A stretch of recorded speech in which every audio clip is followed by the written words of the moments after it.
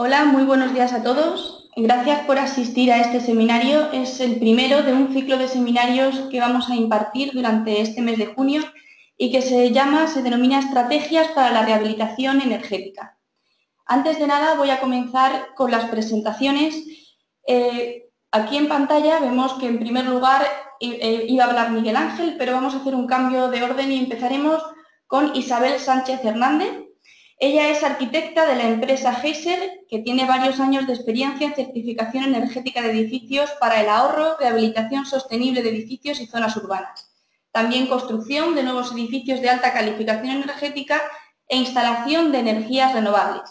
También tenemos con nosotros a Miguel Ángel Carrera, ingeniero técnico industrial de la empresa Termagrad, la cual es especialista en servicios de termografía de alta resolución y ensayos de estanqueidad blower door para el estudio y control de la eficiencia energética tanto en procesos industriales como en edificación y también en energías renovables.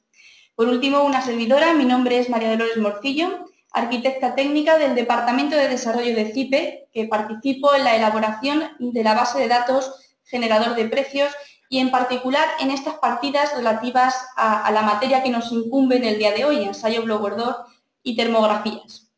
Esta jornada consistirá, como podemos ver en pantalla, en una primera ponencia donde Isabel Sánchez Hernández nos va a hablar de la arquitectura pasiva. En segundo lugar, Miguel Ángel Carrera nos va a hablar de la estanqueidad de envolventes de edificios, ensayos blower door para medición de las infiltraciones de aire. Y por último, yo hablaré sobre el generador de precios y en particular de las partidas relacionadas con esta materia. Recuerdo que este seminario se está grabando y que lo podréis consultar en unos días en el canal de YouTube de CIPE, que es el que os estoy mostrando en pantalla.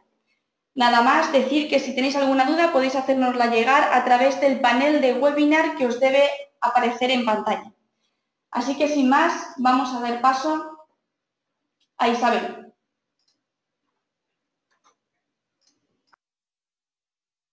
¿Isabel? Hola María, hola, buenos días. Hola, buenos días. Hola, buenos días. Pues cuando quieras, la pantalla se ve perfectamente, cuando quieras puedes empezar con la exposición. De acuerdo. Bueno, pues empezamos con esta imagen, que es, bueno, pues un poco la situación actual, puesto que vamos a trabajar sobre el tema de rehabilitación energética. En mi caso, voy a comentaros algunas cosas sobre el tema de arquitectura pasiva, que es precisamente una solución a la imagen que estamos viendo ahora mismo en la portada de la presentación. Esta es la situación actual. Los edificios requieren un elevado consumo de energía para satisfacer sus necesidades de confort y nosotros vamos a ver cómo podemos resolver esta situación. Vale. Bueno, hemos pasado de la imagen de la izquierda de poder encontrar unas soluciones tradicionales para, sin consumo de energía, tener el máximo confort, pero hemos pasado de eso a justamente lo contrario, ¿vale? Que los edificios tienen unas carencias en relación a su habitabilidad que tiene un coste muy elevado resolver, ¿vale? Un coste energético muy elevado. La solución, en realidad, es un camino intermedio entre estas dos imágenes, que serían los edificios de consumo casi nulo.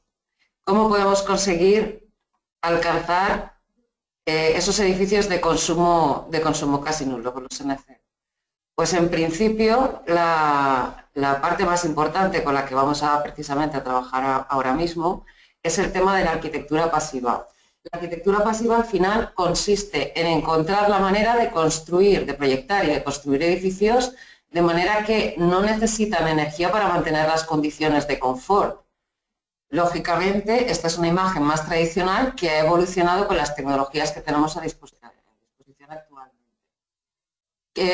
Para la arquitectura pasiva, para conseguir que esos edificios requieran muy poco consumo de energía o un consumo de energía casi nulo para mantener sus condiciones de confort, tenemos que tener en cuenta, por un lado, la ubicación. Ahí tenemos que ver, cuando estamos trabajando en relación a un edificio, en qué zona climática lógicamente está ubicado, qué orientación tiene ese edificio y analizar las condiciones que siempre serán específicas y únicas para cada uno de los edificios. No hay dos edificios iguales. La orientación afecta en dos cosas fundamentales. Por un lado, el tema de la radiación solar, tanto para la protección a esa radiación solar como para el aprovechamiento como calefacción gratuita, y también en relación a la exposición a viento en lo que suponen un poco las infiltraciones de aire, de lo que hablaremos después. La forma, las características de los materiales que componen ese edificio, la disposición constructiva, cómo se colocan esos materiales para el que no sea necesario un elevado consumo de energía, y luego por otro el funcionamiento del propio edificio, el uso y sus cargas internas. Es decir, con estos 5 factores podríamos estar ya trabajando, empezando a trabajar en ese objetivo de que los edificios no requieran un elevado consumo de energía para mantener unas condiciones de confort. Como hemos dicho, esta es una imagen tradicional que ha evolucionado, puesto que ahora disponemos de tecnologías más importantes para conseguir esos objetivos. Cuando hablamos de arquitectura pasiva, en realidad hablamos de unos edificios que tienen una demanda de energía muy pequeña.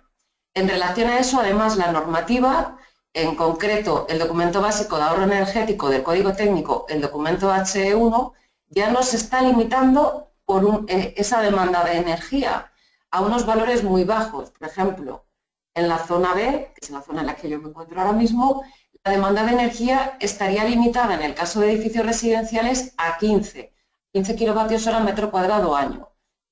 Esto es verdaderamente una demanda de energía muy baja, es decir, la necesidad de consumo que vamos a tener de energía, si de verdad cumplimos con esta demanda, es muy pequeña o incluso innecesaria. Es posible que no necesitemos tener un consumo de energía para mantener unas condiciones de confort acorde con los requerimientos actuales. De hecho, precisamente he citado esta zona B porque este 15 es la demanda que están utilizando, la limitación de la demanda que están utilizando estándares de construcción pasiva en toda Europa, ¿vale? Me refiero al Passive House, del que habréis oído hablar, al Minergie, al Effinergy, etc. Con esto lo que hacemos es trabajar, como hemos dicho, sobre los factores que hemos comentado en la diapositiva anterior para conseguir que el edificio tenga un bajo consumo de energía. En el caso de edificios terciarios, la normativa también lo limita. Digamos que la limitación no es tan restrictiva, pero sigue siendo muy importante. En este caso sería en comparación con un edificio de referencia y con el conjunto de las demandas, una ponderación entre la demanda de calefacción y la demanda de refrigeración. Voy a comentar esto porque muchos compañeros siempre me consultan dudas en relación al ámbito de aplicación de este documento básico, que en principio bueno, pues sería obligatorio no solo en el caso de los edificios nuevos, sino también en el caso de los edificios en los que se va a realizar una intervención. Como aquí siempre hay dudas, voy a entrar un pelín en esto a ver si las puedo resolver. Cuando estamos hablando de intervenciones existentes dentro del ámbito de aplicación del HE1, nos indica 3 opciones. Una, ¿cuándo tendremos que tener en cuenta esto? En principio en todos los edificios existentes, pero no en todas las intervenciones de la misma manera. Es decir, en todas las intervenciones en edificios existentes hay que tener en cuenta el DBH1, pero en función de lo que se vaya a hacer, el alcance será mayor o menor. En el punto 1 vemos que cuando la intervención produzca modificaciones importantes en las condiciones exteriores o interiores de un edificio o de un elemento de la envolvente que supongan una demanda, hay que tenerlo en cuenta y tienen que cumplir las características del DB. ¿Esto qué quiere decir? Que si, por ejemplo, ahora la envolvente térmica ya no solamente se refiere a la fachada o a los cerramientos que están en contacto con el exterior, sino a las medianeras o incluso las particiones interiores que separan locales habitables o no habitables, se tendría que tener en cuenta, tendrían que cumplir el DB. Si yo, por ejemplo, voy a hacer un cambio de uso en el que se aumenta la demanda de energía, también tendría que cumplir el DB. En las obras de reforma en las que se renueve más del 25% de la superficie total de la envolvente, tendré que cumplir el DB, pero de una forma un poco más leve. Es decir, tengo que conseguir que mi edificio tenga una demanda no del 15-15, como acabamos de ver para edificios nuevos y ampliaciones, sino una demanda por lo menos inferior a la que tiene el edificio de referencia. Luego analizaremos si este es la mejor solución, ¿vale? Pero el mínimo que exige la normativa es que esté la demanda por debajo de la del edificio de referencia, un poco parecido al anterior DBH, al publicado en 2007 y corregido en 2009. Y por otro lado nos dice el punto 3, otra duda que me comentan, si solamente se va a trabajar sobre un elemento, ¿tengo que cumplir el DBH1? Pues sí, tienes que cumplirlo al menos en ese elemento. Si yo, por ejemplo, voy a hacer una modificación en una cubierta, esa cubierta tiene que tener la transmitancia límite que marca la tabla 2.3 del documento básico, y si por lo que fuera no pudiera, lo tendré que compensar con intervenciones en otros cerramientos, ¿vale? Como mínimo tendría que cumplir eso. Luego también decir que la normativa es muy coherente en relación al alcance y a las posibilidades que tenemos los técnicos en este ámbito, y también es conocedora de nuestras limitaciones. De manera que si bien el objetivo de la normativa es rehabilitar energéticamente todos los edificios, entiende que hay algunos casos en los que el alcance será menor o incluso en los que no se puede hacer. Realmente siempre va a haber que justificar la mejora que se ha alcanzado, es decir, siempre hay que mejorar algo. Lo que vamos en base al criterio de flexibilidad a poder trabajar es que el alcance, a lo mejor, si estamos en alguno de estos parámetros A, B, C o D, no sea el absolutamente implícito dentro del documento básico. Pero fijaros, hay también un criterio que me parece muy importante señalar, que es precisamente el criterio de reparación de daños por lo que implica. Si bien tenemos un criterio de flexibilidad para poder adaptarnos a la normativa dentro de las circunstancias reales de la situación del proyectista, tenemos también el criterio de reparación de daños que nos dice exactamente lo contrario. Me explico. Si incluso no habiendo elementos, yo voy a hacer una intervención que no está afectada por el documento básico, por el tipo de intervención que es, pero yo detecto que hay una merma significativa en las prestaciones iniciales en relación al ahorro de energía, debo intervenir. Esto es muy importante porque ya se entiende dentro del propio código técnico que los daños o las carencias que pueda haber en el tema de eficiencia energética se consideran patologías. Patologías igual que podemos considerar una humedad en un edificio existente o una carencia o un problema estructural. Este criterio hace que nosotros entendamos las deficiencias que encontremos en un edificio en relación a su eficiencia energética también como un criterio de rehabilitación. Y es importante además que seamos nosotros mismos los que asumamos esta parte de la normativa, ¿vale? Que entendamos que un edificio que tenga una eficiencia energética, como la imagen que hemos visto en origen, es un edificio que tiene patologías, ¿vale? Desde el punto de vista de la energía. Al final, el objetivo de la normativa, y todo tiene sentido y se ha realizado no en base a una cosa aleatoria, sino en base a esta situación que estáis viendo en pantalla. Los edificios hasta 1979, de hecho hasta 1980, que es cuando se pusieron en pie la normativa, no tienen aislamiento, el parque inmobiliario tiene más de 30 años, el 60%, hay 23 millones de viviendas que consumen el 66% de la energía que se consume en edificación y es necesario esa rehabilitación. De hecho, si miramos el comportamiento del sector construcción en otros países de nuestro entorno, vemos que la inversión en rehabilitación es mucho más importante que aquí. De hecho, sin fijarnos en países como Dinamarca o Alemania, que estáis viendo en pantalla, que tiene una alta inversión en rehabilitación, la media de la UE, es decir, de los países más implicados en este ámbito y de los menos, tienen un 43%, mientras que nosotros tenemos un 19%, que en realidad, según dice Cito Cucci en una de sus publicaciones, no es un 19, sino un 3%. Y de ese 3, el 19 es el que no se ha destinado a patrimonio histórico, es decir, la inversión en rehabilitación en España es mínima. ¿Qué es importante para cambiar esta situación? Bueno, además de las ayudas a la financiación y otros temas pues más administrativos, lo primero que nosotros mismos como técnicos asumamos que esto es una patología y que cuando estamos haciendo un IE, un informe de evaluación del edificio, o una auditoría energética, tratemos esto no solamente como una letra que se le asigna al edificio, sino como una posibilidad de mejora real, de conseguir que ese edificio no necesite consumir energía o necesite muy poca energía para mantener sus condiciones de confort. Es decir, asumir que esto es efectivamente una patología. Bueno, en esta imagen que me ha facilitado Miguel Ángel de Thermagraph, podemos detectar cómo hay problemas en relación a los puentes térmicos y problemas en la continuidad del aislamiento en un edificio. ¿Vale? Esto sería una forma en la que es evidente que existe una patología. De hecho, simplemente por el criterio de daños que hemos visto del DBHE, este edificio podría ser susceptible de, en base al cumplimiento de la propia normativa, requerir una rehabilitación. Esta es la situación actual. Vemos unas carpinterías bueno, pues obsoletas, unos problemas en relación a la gestión de la energía importantes,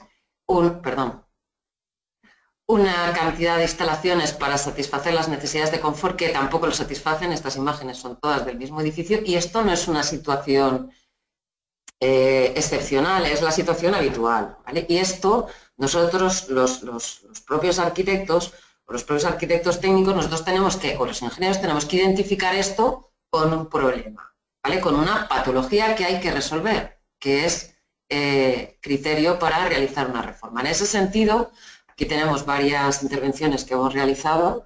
En este caso estamos viendo una rehabilitación que se realizó del edificio de la Audiencia Provincial de Alicante, que se rehabilitó en principio por un problema estructural, que fue el inicio, pero finalmente se acabó cometiendo una rehabilitación integral que contemplaba lógicamente el tema de eficiencia energética.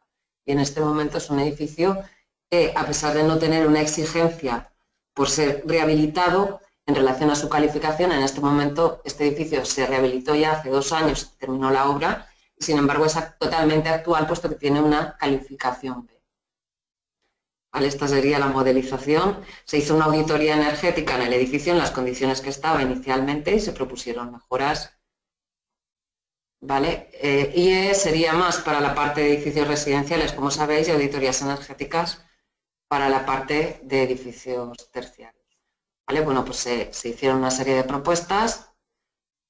En realidad esto es, bueno, pues está presente en los medios de información, no solo en los medios técnicos, sino en los generales. Ahora voy a pasar un poco por cuáles son esas soluciones dentro de todo lo que hemos hablado. Bueno, nosotros hemos hecho una auditoría, un IE, hemos detectado esa patología, ¿cómo podemos intervenir? Pues en realidad es mucho más sencillo de lo que pensamos, ¿vale? Lo que pasa es que hay que tener en cuenta una serie de cosas para que realmente la situación que necesitamos, que es conseguir reducir el consumo de energía de ese edificio y aumentar las prestaciones y el confort que tiene, se consiga. Es importante la característica. A ver, no avanza. Vale. Las características de los materiales. Lógicamente, uno de los objetivos es aumentar el aislamiento térmico del edificio. En ese sentido, tenemos que trabajar con materiales de muy baja densidad para conseguir reducir la conductividad del cerramiento. Pero bueno, además podemos trabajar con la inercia térmica que depende del calor específico del material y también teniendo en cuenta los riesgos que podemos tener en base a las condensaciones si interponemos un material cuyo factor a la resistencia a la difusión de vapor de agua sea muy elevado. ¿Vale? En principio, la conductividad estaría trabajando pero solamente con 2 de los elementos. Estaría trabajando por un lado con la transmisión de calor por radiación, por conducción y por convección. Vale, lo voy a pasar muy rápido porque queda muy poquito tiempo. Calor específico, factores de resistencia. Vale, en realidad tenemos que trabajar con la envolvente térmica, en realidad con conocimientos que tenemos todos, pero de una forma un poco más sofisticada. ¿Vale? Trabajamos por un lado. ¿Para qué hay que hacer para conseguir un edificio de consumo casi nulo? O trabajar en la arquitectura pasiva y conseguir que el edificio no requiera un consumo de energía elevado para mantener sus condiciones de confort. Mejorar el aislamiento de todos los cerramientos. Cuando hablamos de la envolvente del edificio hay que tener en cuenta que la envolvente no es exclusivamente los cerramientos que separan el edificio del exterior, es envolvente también los cerramientos que separan de un edificio colindante o los cerramientos que separan de un local no habitable, tanto horizontal como verticalmente. Además del aislamiento térmico, tenemos que tener en cuenta cómo vamos a conseguir energía gratuita o cómo nos vamos a proteger de ella en verano a través de la parte semitransparente. ¿Vale? Tenemos que trabajar con carpinterías y con huecos y reducir, de esto se hablaba Miguel Ángel, así que no me voy a extender, reducir las infiltraciones de aire. Es importante trabajar con todos estos puntos que estáis viendo aquí de una forma integral. Y me explico. Si yo solamente trabajo, uno de los factores, quizás el más conocido pueda ser la transmitancia térmica, porque nos aparecen en el código técnico estas tablas desde el origen de su publicación, este tipo de tablas, no es suficiente y de hecho puedo incluso generar un problema. Me explico. Si yo ahora mismo, con la mejor intención del mundo, decido, en base a la normativa, tener en cuenta en mi intervención, sobre todo en el caso de edificios existentes, donde puede ser un poco más complejo. Si yo reduzco la transmitancia de un cerramiento en relación a su rehabilitación y no tengo en cuenta que puedo estar teniendo un puente térmico, bien porque el hueco se mantiene con unas malas calidades o bien porque no he protegido pilares, cantos de forjados, etcétera, puedo generar una patología que el edificio antes no tenía. Con esto, a lo que me refiero es que al final hay que pensar la intervención que tenga un mismo nivel y que sea de manera integral.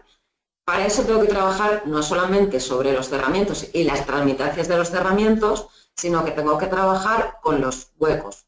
En este caso, perdón, si nosotros proponemos en una rehabilitación un trasdosado o un SATE para mejorar el aislamiento del cerramiento opaco, tengo que trabajar también con la reducción de la transmitancia que puedan tener el vidrio o el marco. Si al contrario, aquí tenéis un poco unos valores generales más o menos de lo que podemos utilizar para hacer las simulaciones energéticas, aunque lógicamente tenemos que ir a los valores del material que estemos prescribiendo. Si al contrario, hemos puesto el ejemplo del puente térmico, si yo protejo el cerramiento, si al contrario yo hago una sustitución de carpinterías, pongo un marco que tenga rotura de puente térmico, un PVC o una madera que tiene una baja transmisividad, una baja transmitancia térmica y no estoy aislando el cerramiento opaco, en esa jamba, en ese encuentro entre la parte fría y la parte caliente voy a tener un riesgo importante de condensaciones. Bueno, la permeabilidad de la carpintería, lógicamente, también es muy importante. El comportamiento en relación al factor solar o a la radiación solar de los huecos, ¿vale? Aquí tenéis también, yo creo que os puede ser útil para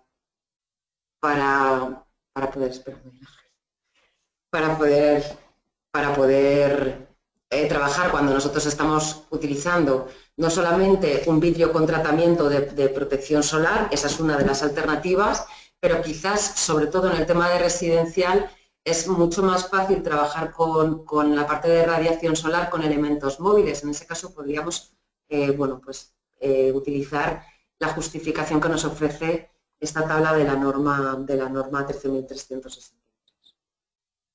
Bueno, la absortividad es otro de los valores. Lógicamente hay que hacer un análisis térmico de los espacios, ver el comportamiento del edificio de una forma integral. Como os digo, no centrarnos en una parte de la envolvente o en uno de los factores, como puede ser el aislamiento o la permeabilidad, sino un análisis integral de cómo la modificación que vamos a hacer va a afectar al edificio, sobre todo porque el objetivo, lógicamente, es mejorar, no es crear nuevas patologías. Esto es muy importante si estamos, por ejemplo, en una una orientación en la que no tenemos soleamiento directo, como puede ser una fachada con orientación norte, o una en la que esté en sombra, puesto que esos puentes térmicos o esas diferencias de transmitancia entre unos elementos u otros podrían generarnos problemas de condensaciones intersticiales y superficiales. Y al final nos llevan, esto es muy importante, pero ahora lo comentaremos, nos llevan a generar este tipo de patologías que muchas veces se habían vinculado con otro tipo de problemas, cuando en realidad el problema es precisamente que se ha mejorado una de las partes y no se ha mejorado el resto.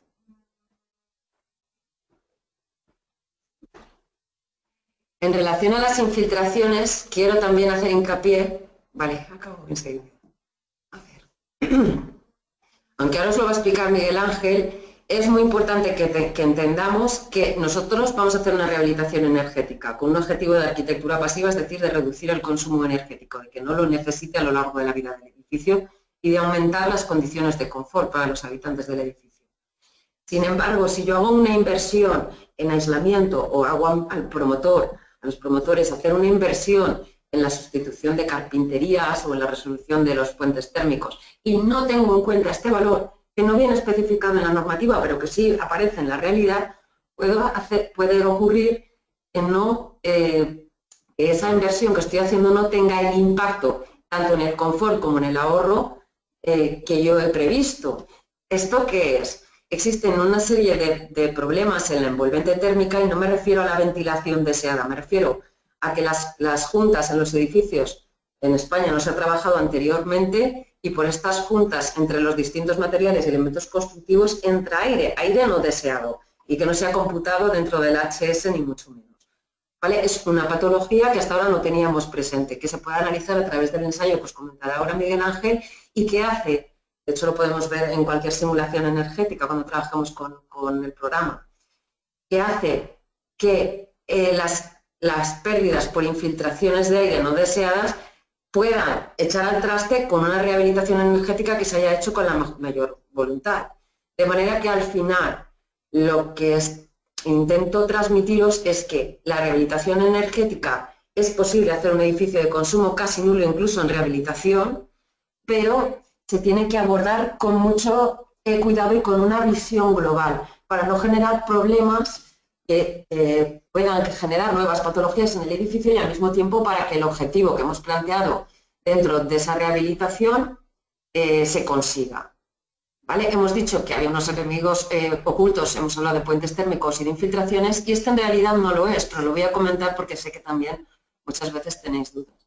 Decimos, cuando estamos hablando de tanto en rehabilitación como en edificación nueva, existe, que no lo es, pero bueno, existe una contradicción, o se ha podido interpretar así, entre las necesidades de ventilación, la salud, ¿vale? De salubridad del HS o del RITE en el caso de terciarios, y la eficiencia energética. Bueno, en realidad para resolver esto existe una solución.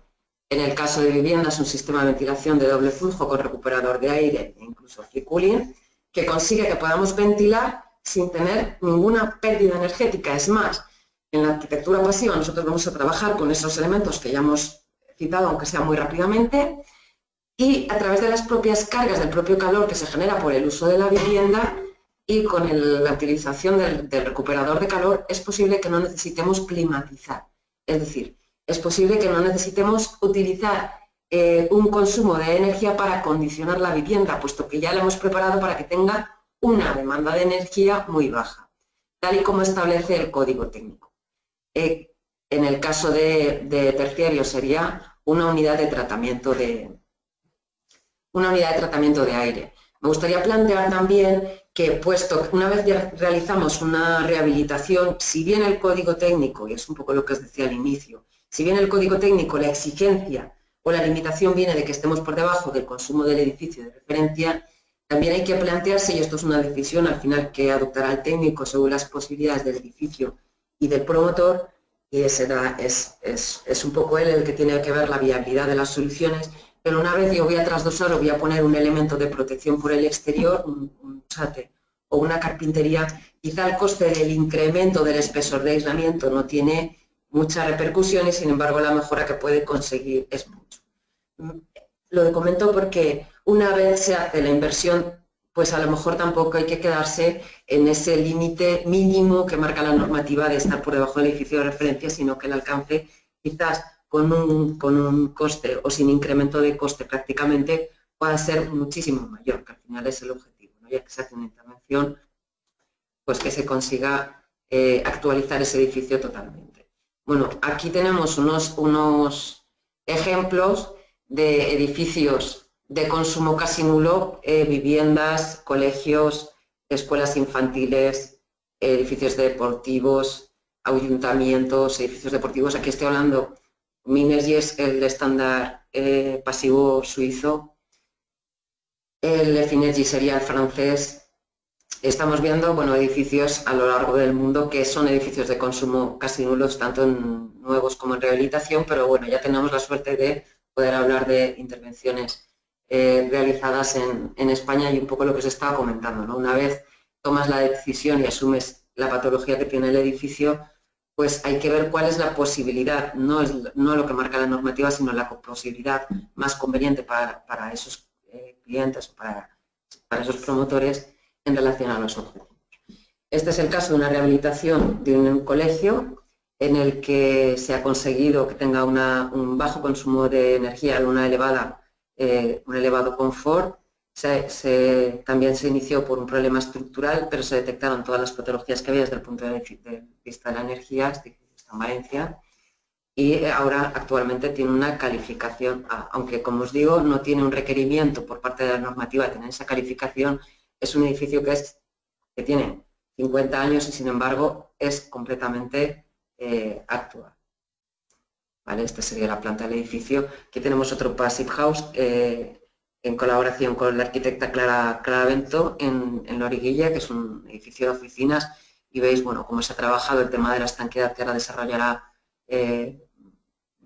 Miguel Ángel, el tema de la estanqueidad, el tema del aislamiento, los problemas de puentes térmicos, y al final el objetivo, por un lado, es el tema del confort, ¿vale? Se consigue un confort, incluso para edificios de alta carga interna, como puede ser este. Este edificio convencional tendría un consumo de unos 200, requeriría una potencia de climatización de unos 200 a 160 kilovatios, mientras que en la actualidad os puedo asegurar que se está climatizando con una potencia de 16. Estamos reduciendo 10 veces las necesidades de consumo del edificio. ¿Vale? Y al final, bueno, pues deciros que es viable, incluso en rehabilitación, conseguir edificios de consumo de energía casi nulo, y que intentemos verlo, en principio, entender que los edificios que tienen un alto consumo de energía para satisfacer sus necesidades de confort son edificios con patologías, y que siempre intentemos revisar esta patología desde un punto de vista integral o general para conseguir los objetivos. Vale, pues muchas gracias y un saludo a todos. Muy bien, Isabel. Espero que haya resultado interesante a todos los asistentes. Cuando quiera Miguel Ángel, damos paso a su presentación.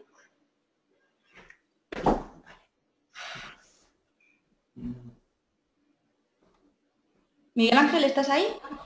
Sí. Vamos a cambiar la pantalla. Buenos días a todos. Gracias. Un momento. Miguel Ángel, ¿puedes acercarte al micro?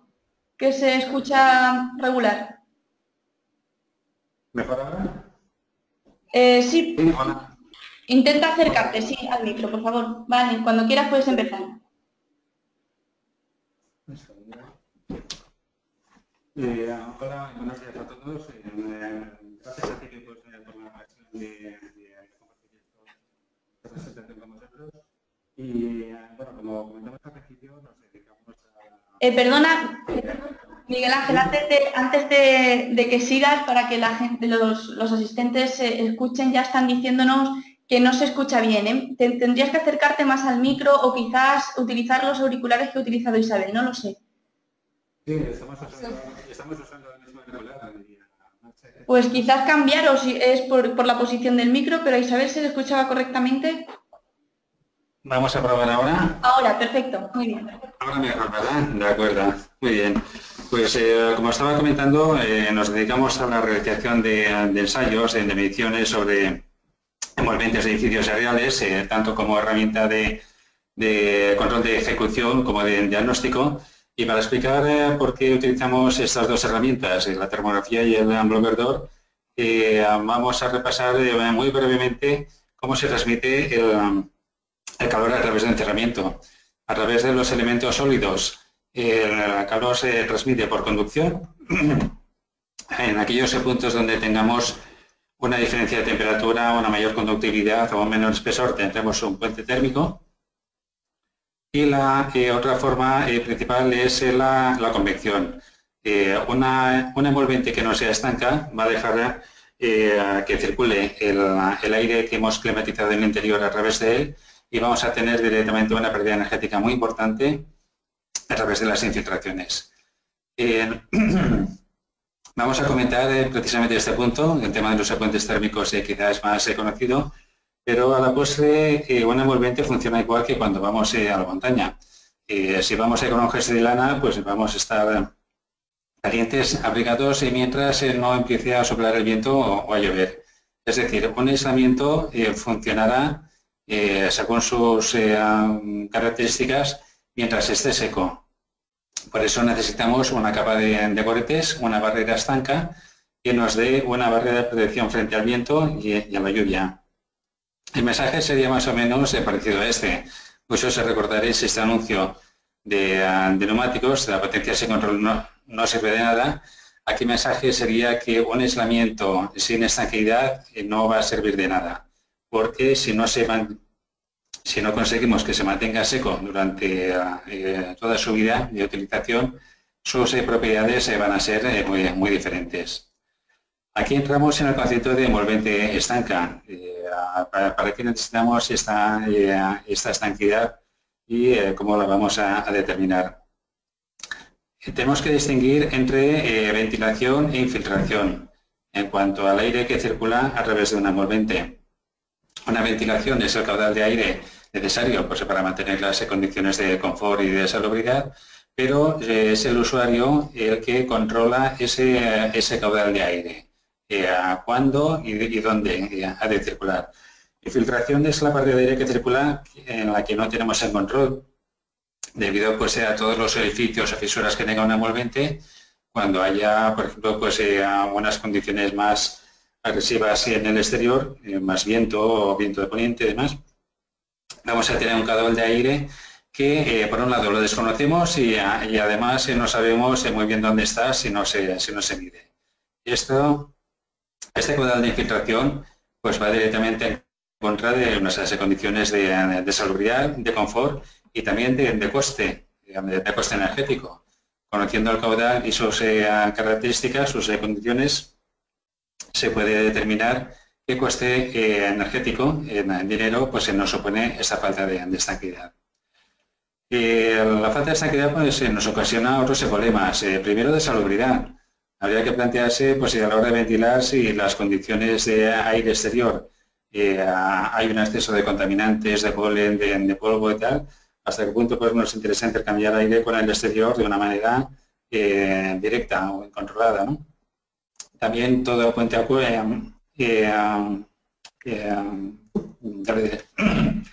toda infiltración supone también un puente acústico directo en zonas pues, con ruidos, comunicaciones con vecinos, afecta directamente al confort, lo mismo que los olores. También con el tema de seguridad, la propagación de humos pues, se realiza pues, a través de los orificios o comunicaciones que hay entre dos recintos, dos envolventes. Pero quizá el problema más importante es el de las condensaciones intersticiales. Dentro del aislamiento es donde se va a producir ese gradiente térmico, ese salto de temperaturas.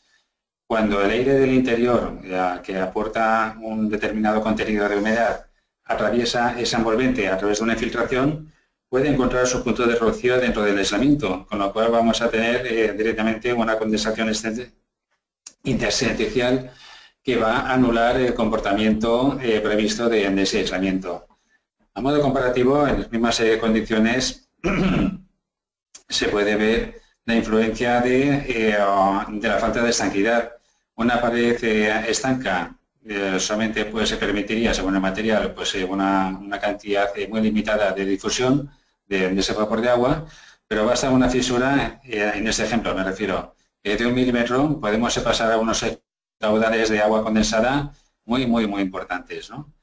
Eso tiene una influencia directa en el coeficiente de la conductividad, el famoso coeficiente U. Volvemos al ejemplo que ponía antes, un aislamiento húmedo no va a servir de nada, puesto que sus condiciones de conductividad se han alterado por completo. Es como si uno lleva un jersey que está húmedo, en vez de abrigar, pues le produce el efecto contrario. Todos los estándares de construcción pasiva, de construcción eficiente, de consumo casi nulo de energía, desde Passive House hasta Brian Lead, Minergy, todos tienen unos requisitos muy altos de estanqueidad precisamente por este motivo, para preservar la eficacia del aislamiento en toda su vida útil. Y la estrategia finalmente en edificación se basa en dos barreras, una frente al vapor de agua y otra al viento y a la lluvia, ¿no? A semejanza como lo usamos en la ropa técnica de montaña. Por eso existen productos, existen soluciones, esto en toda Europa existe un sector, un mercado muy maduro, muy evolucionado en cuanto a soluciones de estanqueidad y se basan en estas tres funciones, ¿no? Primero, como normalmente pues, el contenido en humedad del interior es mayor, hay que establecer una barrera al vapor que impida que ese vapor de agua pueda alcanzar al núcleo de aislamiento para que se mantenga seco en toda su vida útil. Ese interior además de ofrecer unas propiedades de aislamiento térmico y acústico muy altas para evitar los puentes térmicos, por ejemplo, pues en el punto de encuentro de carpintería con muro. Y la barrera exterior ha de ser permeable al vapor de agua para que pueda escapar el vapor que puede haber alcanzado el aislamiento, pero ha de presentar una estanqueidad al viento y a la lluvia, según la normativa europea, mayor de 600 pascales a la lluvia, ¿no? Por eso, el concepto de barreras de aire es muy popular en nuestra Europa. Allí pues, hay diferentes soluciones según el elemento constructivo, desde membranas de estanqueidad para fachadas, cubiertas, tanto por el exterior como el interior, como soluciones de estanqueidad adaptadas a cada punto de encuentro entre distintos materiales, ya sean pues, carpinterías con muro, tabiques con cubiertas, con forjados, etc. Hay soluciones muy adecuadas al sistema constructivo más común en España, a las cintas precomprimidas, en las que en un solo paso, en cintar el marco, tenemos las cuatro funciones que veíamos antes: barrera de vapor, aislamiento térmico, aislamiento acústico y barrera frente a la lluvia y al viento. De modo que esta cinta al expandirse se va acoplando ella sola a las irregularidades de hueco entre carpintería y cerramiento, de modo que se minimizan muchísimo las posibilidades de error debido pues, a un montaje apresurado o falta de continuidad, ¿no? También en las juntas de dilatación, este tipo de cintas expansivas se acopla muy bien a este sistema constructivo y a la hora de ensayar o de medir, pues llegamos al tema del unblower, ¿no? O sea, el objetivo, aparte de medir las infiltraciones, tenemos que localizarlas para poder establecer las soluciones de sellado si se trata de una rehabilitación.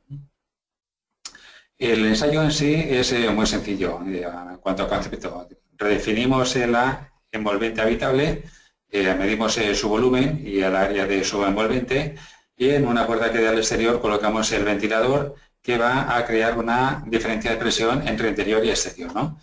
Es más habitual el ensayo de despresurización. Con esta diferencia de presión, el aire exterior va a tender a entrar por cada orificio que encuentre, ya sea puntos de encuentro de carpinterías, acometidas, instalaciones, etc., ¿no? ¿Qué datos tenemos con este ensayo? Por un lado, el caudal de infiltración. El ventilador ha necesitado mover una cantidad de aire determinada para mantener la referencia a 50 pascales, según la normativa. Si este caudal de infiltración lo divido por el volumen habitable, tenemos las renovaciones por hora a 50 pascales por infiltración, o sea, esto es el caudal de aire no deseado que me va a perjudicar el rendimiento energético. Si este caudal lo dividimos por el área del envolvente, tenemos la permeabilidad. Este, por ejemplo, es un requisito que establece que se fija más en la normativa francesa, pero también se puede calcular el área equivalente de filtraciones, que sería la suma de las áreas de todas las rendijas y orificios que tenemos en este envolvente. Tiene su propia normativa, la 13.829 que regula este ensayo, y este es el aspecto que tiene muchas infiltraciones con termografía. Si hay un diferencial térmico entre interior y exterior, la termografía es una herramienta muy útil y muy precisa para calcular, para localizar dónde están todos los puntos que van a necesitar una intervención para mejorar esa estanquidad, ¿no? Aquí tienes diferentes ejemplos, encajes de persiana, puntos de encuentro de carpinterías, tanto pues en el encuentro de muro con marco, marco con hoja con vidrio, cualquier punto es susceptible de esta falta de estanquidad si no se ha diseñado previamente, ¿no? Otra manera de localizar las infiltraciones es con emisores de humo, estos ensayos se hacen en cualquier tipo de edificio, ya sea desde viviendas residenciales, edificios históricos, en rehabilitación, edificios terciarios. Claro, a mayor caudal, a mayor volumen de aire, pues habrá que mover mayor caudal de aire para establecer esos 50 pascales de diferencia de presión. Si no basta con un ventilador, hay que instalar varios funcionando en paralelo para alcanzar esas presiones, ¿no? Edificios de todo tipo, terciario, educativo, residencial. Es un tema que se toma tan en serio pues en la mayoría de los países que existen incluso equipos de estos calibres para medir la estanquidad de naves industriales o centros logísticos, ¿no? Existe incluso un sello, un récord en Guinness de ensayo en blower door. Actualmente está en unos 5,5 millones de metros cúbicos de volumen, para lo que hay que utilizar pues, equipos de este tipo, ¿no? Bueno, esto es un poco una presentación, una breve presentación, pero cualquier duda o consulta que podéis tener con estos temas, tanto Isabel como a mí, no se podéis localizar en estas direcciones. Gracias de nuevo a CIPE por la invitación a participar. Un saludo a todos. Muchas gracias a vosotros. Si os parece, el turno de preguntas, las que nos hagáis llegar a través del webinar, las dejamos para la parte final del curso.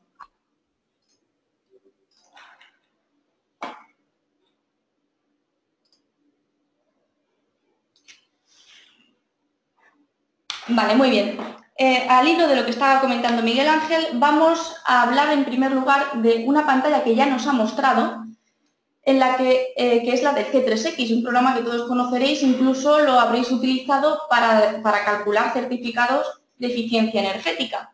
Pues en la pestaña de datos generales nos pregunta si se ha ensayado la estanquidad del edificio, y cuando lo activamos nos piden dos datos relativos al ensayo blower door. Por un lado, el Q50, que es el caudal en el que se realiza el ensayo, como nos ha dicho Miguel Ángel, es el caudal en litros por segundo del ventilador, para conseguir esta diferencia de presión que nos obliga la norma, que es de 50 pascales de diferencia de presión entre el interior y el exterior del edificio. Y el N es el número de renovaciones de aire en estas condiciones estándar, como digo, de 50 pascales de presión entre el interior y el exterior. Como dato interesante y al hilo de lo que nos comentaba Isabel sobre la certificación Passive House, decir que este ensayo es obligatorio para conseguir esta certificación Passive House, para conseguir la certificación de una vivienda como pasiva. Es obligatorio y además realizarlo con éxito. ¿Qué significa esto? Significa que el número de renovaciones será como máximo 0,6 renovaciones por hora en climas fríos y hasta una renovación de aire por hora en climas más cálidos, en climas mediterráneos. Como veréis en otros seminarios de este ciclo que vamos a hacer durante este mes, el programa de estudio de rehabilitación energética de edificios de CIPE genera el certificado de eficiencia energética. A partir de la introducción de una serie de datos, con C3X se realiza el cálculo para obtener este certificado. Y además también genera un presupuesto de rehabilitación de las diferentes propuestas de mejora que se pueden introducir.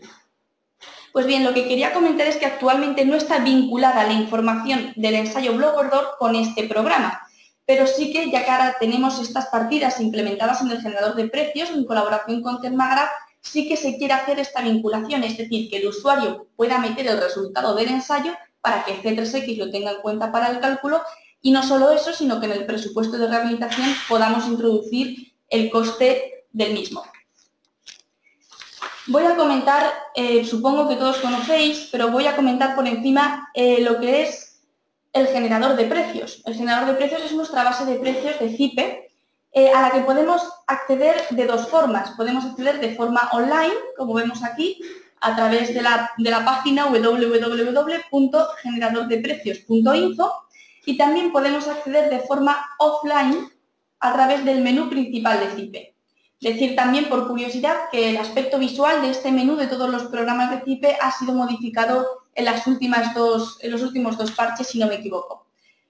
Pues bien, la explicación muy por encima de cómo funciona esta base de precios está adaptada a 28 países, de forma que si queréis hacer algún proyecto en cualquiera de estos 28 países para los que se encuentra adaptado, no tendréis ningún problema. Cuando nos vamos a los precios descompuestos, donde está el árbol con todas las partidas de las que disponemos, en primer lugar preguntamos una serie de aspectos, de características básicas de la obra, como puede ser la superficie total construida, la accesibilidad, topografía, etc. Esto es porque nos afecta, nos va a modificar los rendimientos y los precios de los materiales, la mano de obra y la maquinaria. Por no profundizar más, porque vamos justos de tiempo, si alguien quiere saber el por qué afectan estos parámetros y la justificación de esto, tenemos un manual de ayuda que podéis consultar. Nos vamos a ir a la parte, a la materia que nos interesa más en el día de hoy, que es en el capítulo X de control de calidad y ensayos, el subcapítulo de eficiencia energética. Vamos a ver la partida del ensayo Blower Door que nos han comentado tanto Isabel como Miguel Ángel anteriormente. Yo aquí lo que me voy a centrar es en los parámetros que afectan al precio de este ensayo. Por un lado, si es una vivienda unifamiliar o es una vivienda dentro de un edificio plurifamiliar.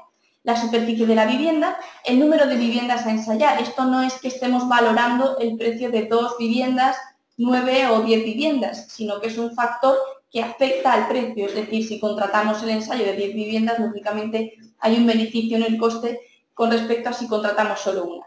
Este parámetro es muy importante, el momento en el que se realiza el ensayo. La norma que regula este ensayo, que es la norma UNE-EN 13829, establece que se puede realizar en dos momentos diferentes según el objetivo que perseguimos. Así, cuando lo hacemos durante la ejecución de la obra, esto es una vez que la envolvente está cerrada pero sin terminar los revestimientos, el objetivo es determinar en qué puntos de la envolvente se producen las infiltraciones. Para ello incluso se sellan las aberturas que hay en la envolvente intencionadas, como por ejemplo rejillas de ventilación de zoom o chimeneas. Porque lo que queremos, el objetivo es determinar en qué puntos de la envolvente se producen estas infiltraciones y poder actuar antes de finalizar la obra. Por otro lado, este es el que reconoce la norma como método B. Y por otro lado, tenemos cuando se realiza el ensayo una vez finalizada la obra. Aquí ya lo que queremos comprobar es el comportamiento real que tiene el edificio una vez finalizado. Por eso aquí no se producen sellados de ninguna abertura, porque lo que queremos ver es cómo funciona este edificio una vez que se ha finalizado, qué infiltraciones y qué renovaciones de aire tiene. Por último, otro parámetro que también afecta son las dimensiones de la puerta. Bueno, puesto que el ventilador Blower Door va a ser de mayor capacidad, de mayor tamaño o menor. Decir que cuando es una vivienda unifamiliar, el ventilador se colocará en la puerta de entrada a la vivienda. Sin embargo, cuando es una vivienda en un edificio plurifamiliar, se colocará bien en una puerta de una galería o bien, por ejemplo, en una puerta exterior o incluso, si esto no es posible, incluso en una ventana. Nos vamos a la partida de informe del ensayo Blower Door. Los parámetros que afectan al precio son básicamente los mismos, pero quiero comentar y quiero incidir en esto de que lo tiene que hacer un técnico cualificado. Es decir, no cualquier persona que no tenga conocimientos sobre este tema puede realizarlos. No existe una certificación homologada por normativa, pero sí que las empresas privadas emiten unos certificados en función de si es un nivel 1 o un nivel 2. El nivel 1 es para aquellos que tengan cualificación para edificaciones residenciales o zonas de hasta 250 metros cuadrados. Y un nivel 2 abarca para edificación comercial también o para zonas de hasta 500 metros cuadrados. En cuanto a las termografías, el ensayo termográfico, aquí vemos, como nos comentaba anteriormente en más detalle, que se realiza con unas cámaras termográficas de alta sensibilidad.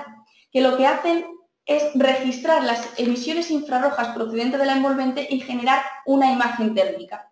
¿Para qué se utiliza? Se utiliza pues, para localizar los puentes térmicos o las unidades que alteran las propiedades de transmisión de calor de la envolvente. En cuanto al informe, que en esta imagen podemos ver perfectamente cómo se trata de una chimenea que no está correctamente aislada y por tanto está aislando el interior del edificio, pero también está calentando el interior del edificio, pero también está calentando, perdiendo calor y calentando parte de la calle. Lo mismo con respecto al técnico cualificado, no puede ser cualquier persona que no tenga conocimientos sobre esta materia. Hasta aquí un poquito explicar las partidas del generador de precios sobre esta materia. Vamos, yo creo que bien de tiempo, son las 11 y vamos a proceder, si os parece bien, a un turno de preguntas. Voy a comprobar, por ejemplo, voy a dar paso a Isabel. Isabel, ¿estás con nosotros? Sí, ¿me escucháis? Sí, muy bien. Voy a pasarte una pregunta que nos hace Javier Lacambra, que nos dice, de la ponencia anterior de Isabel, aparecían unas pantallas centrales con valores de conductividad de vidrios y sombreamientos de persianas y cortinas por el interior y por el exterior. Nos comenta que los valores le resultan muy interesantes, pero que no ha podido tomar nota de la fuente, que si podría facilitarla. Claro, a ver, un segundo. Bueno, en realidad es una normativa internacional que además es la que asumió Kallener. Vamos a ver, os digo exactamente, es la norma, esto estaba aquí. Estaríamos hablando de la norma CEN EREN 13.363 en su apartado 1. De acuerdo, gracias. Nos pregunta también, esta va dirigida para mí, por la parte del generador de precios. Nos dice Carlos Cornet si el precio para las Islas Baleares y edificios de tipo administrativo hasta 600 metros cuadrados. Quizás no he explicado que al principio de todo, nosotros lo primero que elegimos es el emplazamiento. Si nosotros elegimos Baleares, ya va a haber unos coeficientes que adaptan al término municipal, no, al emplazamiento en este caso. Nos pregunta también Antonio Conejo, para la obtención de la calificación Passive House, si se tiene que hacer al finalizar la obra. Entiendo, por supuesto, que sí, ¿no? Porque lo que se quiere es determinar el funcionamiento de ese edificio. Esto, si quiere Isabel o Miguel Ángel, creo que puede profundizar más, puesto que son expertos en el tema que yo. Sí, en un proyecto participado se recomiendan al menos... Miguel Ángel, por favor, ¿te puedes acercar al micro? Gracias. Sí, ¿me oyes mejor ahora? Ahora un poquito mejor, sí. Vale. Sí, os comentaba que según el Instituto Patricia se recomiendan al menos 2 ensayos en Robert. Uno, en el momento en que se cierra la envolvente, se colocan pues, las ventanas y se puede delimitar el espacio interior antes de colocar los acabados o revestimientos, precisamente para buscar todas las infiltraciones que puedan haber quedado en ese momento y que todavía sean accesibles, ¿no? Y luego, lo que sí que es obligatorio, el ensayo global de final de obra, ya con el terminado, para certificar cuál es la permeabilidad que se ha conseguido en ese proyecto. Pero al menos siempre es recomendable 2 ensayos, uno durante la obra y otro con la vivienda acabada. Ha quedado claro, 2 ensayos es lo recomendable durante la ejecución y una vez finalizada la obra. Exacto, que se corresponde al método A y el B que indica la norma. Lo que he comentado yo también. Muy bien. Isabel, nos pregunta Javier si puedes repetir la normativa, por favor. Vale, es la normativa 13.000... No puedo. En PRN 13.000... Si la tienes a mano, y si no, quería comentar que cualquiera de estas preguntas que queréis hacer o que lleguéis tarde para hacer, que acabe el curso y no podéis hacerla, podéis mandarla y nosotros la recuperaremos y os la enviaremos la respuesta por correo electrónico. Mira, María, es la normativa CEMPRN, la 13.363. Es importante también comentar que en la aplicación de esta normativa es relativamente, o sea, la justificación es válida en el caso de edificios residenciales.